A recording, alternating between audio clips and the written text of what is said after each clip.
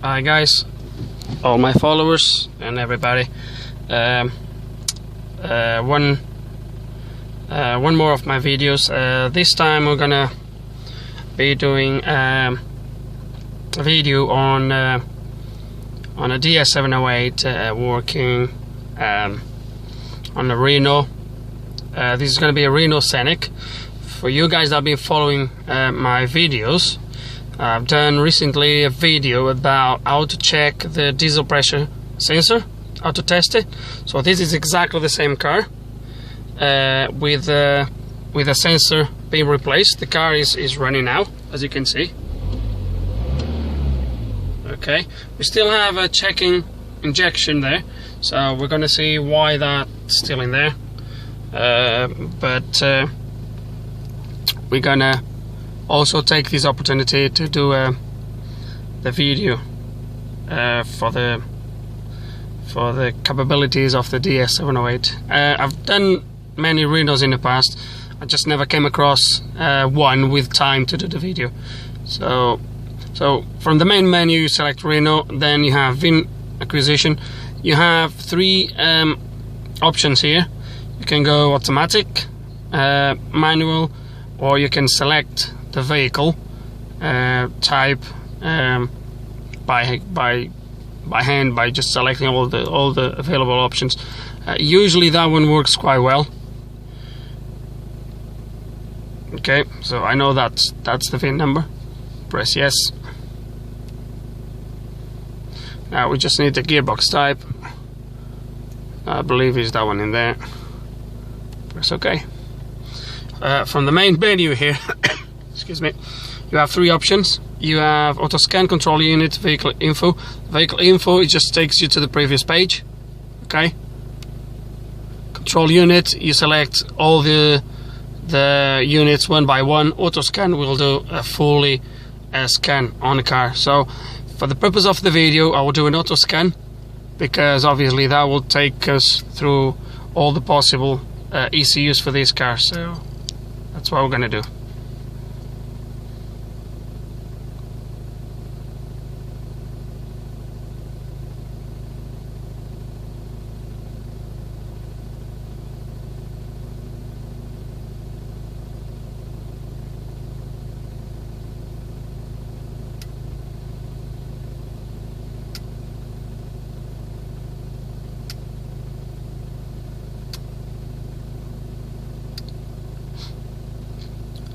Obviously the auto scan will take some time.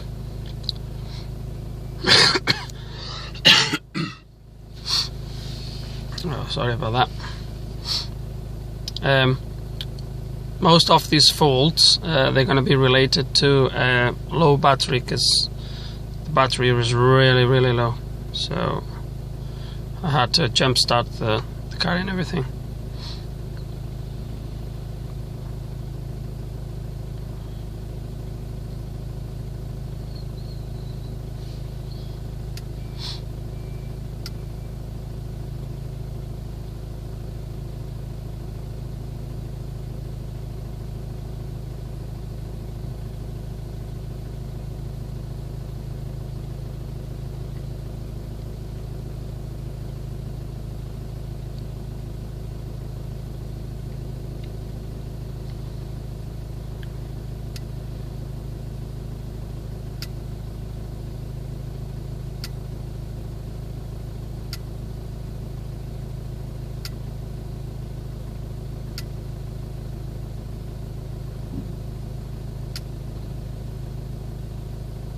Okay, so what we're going to do is we're going to start by the first one. Press OK.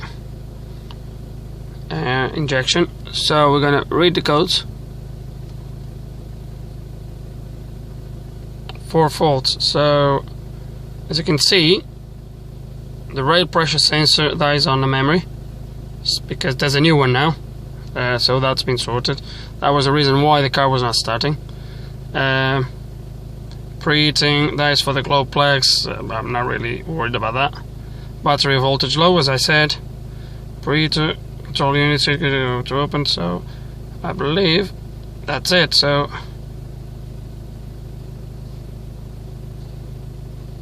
back here. Where's the codes now?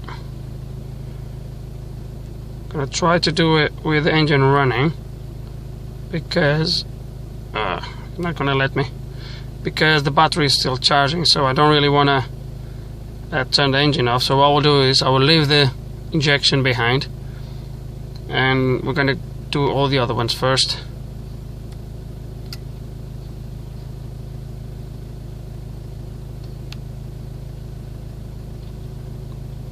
So computer power supply below the minimum level. So most of this goes on all the other ECUs. They're gonna be indeed for the battery low. So what we'll do is I will do this into all of them, quick erase. So that will go through every single ECU. We'll try to erase the codes. That's what we're gonna do. Obviously injection is not going to delete because the engine is running, so it's not going to let me to do that. But all the other ones, it should be okay. So by doing this, then obviously any code that still come up, we can then go from there. So we still have one on steering.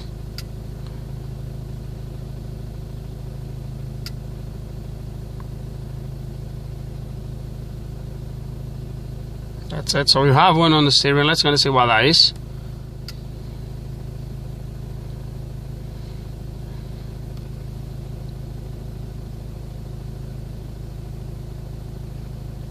Doesn't sound good.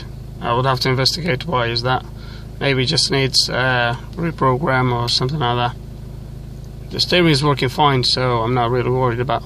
But what we'll do then is, obviously, this video is about what the DS708 can do here. So what we're going to do is we're going to go, obviously all these other ECUs, guys, is pretty much scan, gives you a bit of live data,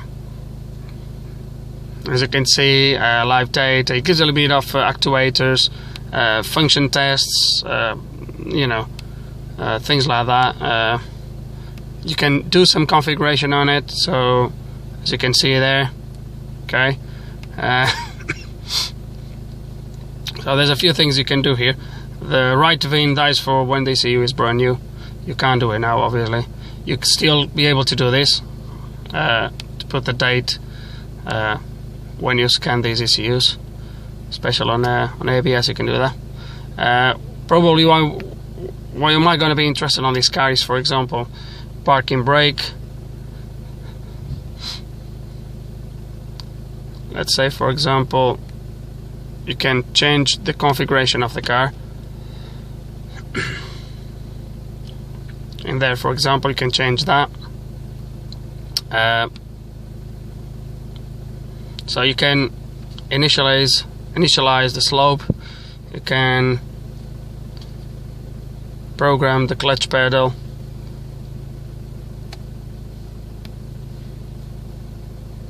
Right the VIN, computer calibration and operation. So there's a few things you can do here. It's going to go for something that might be a little bit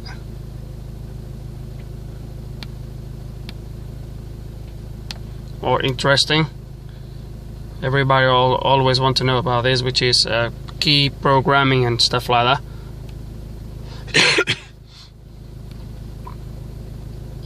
So you have this for you guys that might have been working or is familiar with can clip.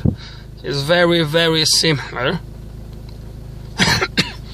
This card testing, read valve set, memorize codes, programming the codes for the 4 valves is quite similar to the can clip. There is, however, a few things missing. Okay, and one of the things that is missing here, I believe actually, is the card programming for this car. Come on.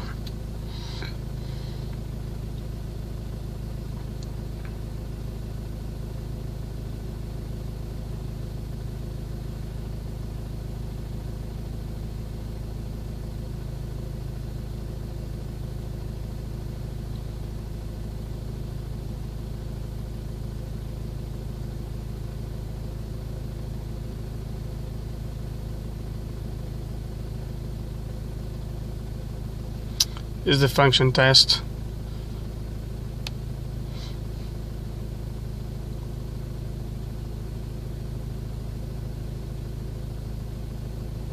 You can change some of the configuration, semi-home, hazards lights illuminated by the ABS, but you can't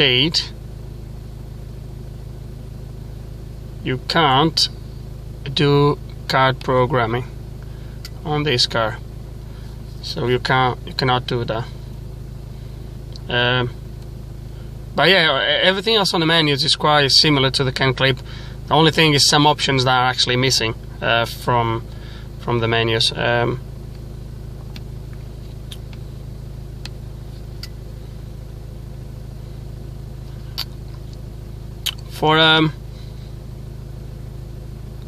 So for the service interval reset,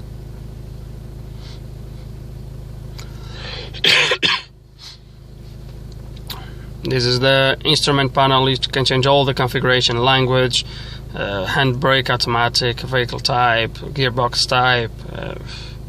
You can change everything here. To give you a few good options here.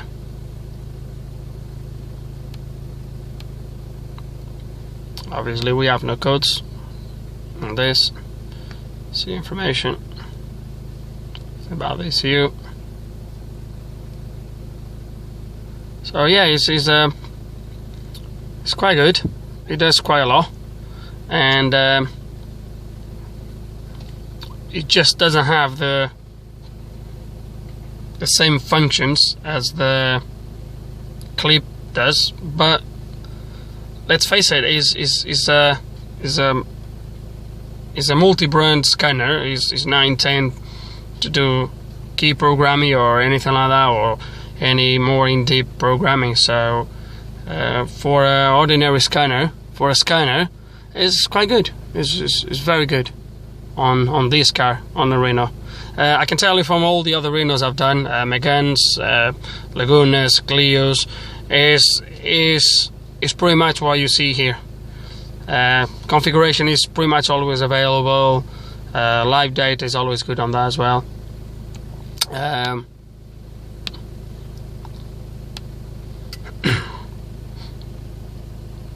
So it's not bad on this car. And for you guys that have actually followed my video, if you haven't, you can look for it on how to test the high pressure sensor, where I've explained what you should read on live data. I'll quick show you here. Let me see what that is.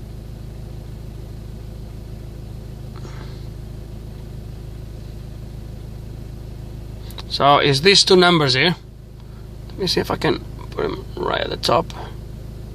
It's these two numbers here, right?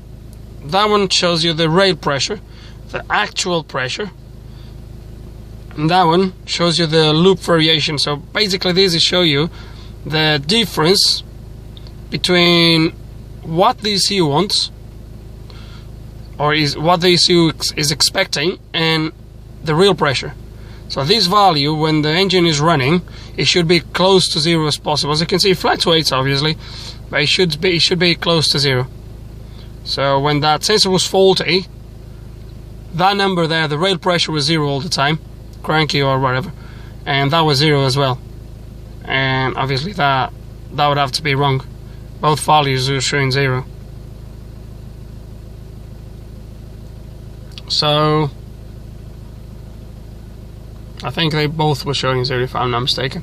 Anyway, obviously, as you can see, if I press the throttle, that increases a little bit, but as the engine settles,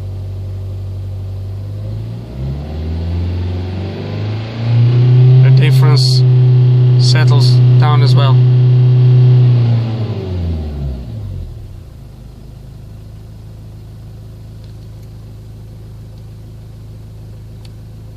What I'm going to do now is I'm going to turn the engine off.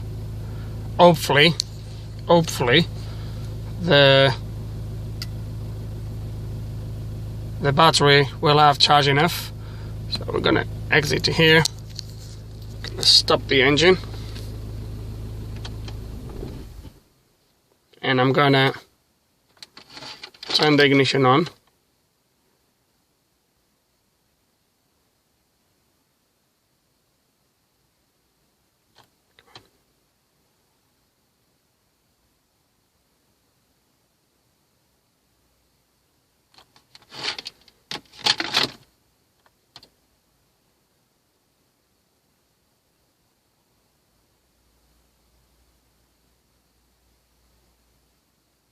Come on. I think the door needs to be open.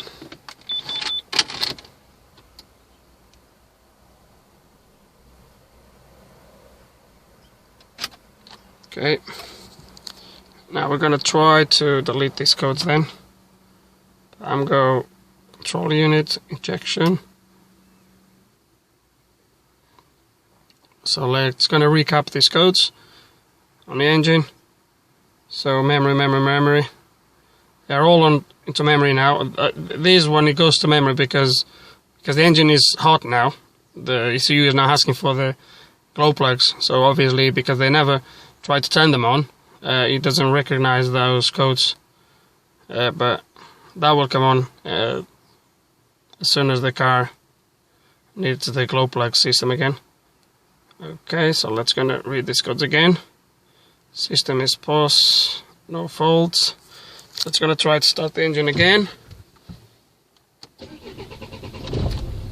There we go. It started. Now let's gonna see.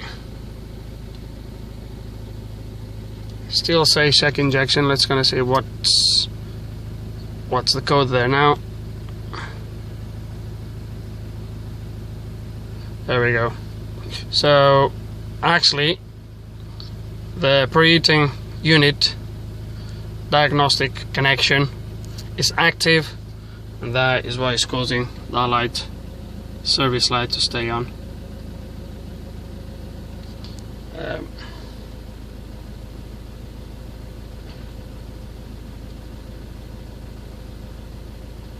Yeah, because the service still 17,000 miles to go, so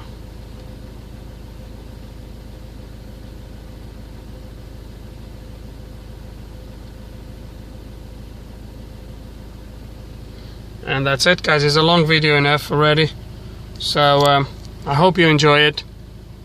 If you have any questions, please just put them below. I'll be more than happy to answer everything I can. Thank you for watching, guys.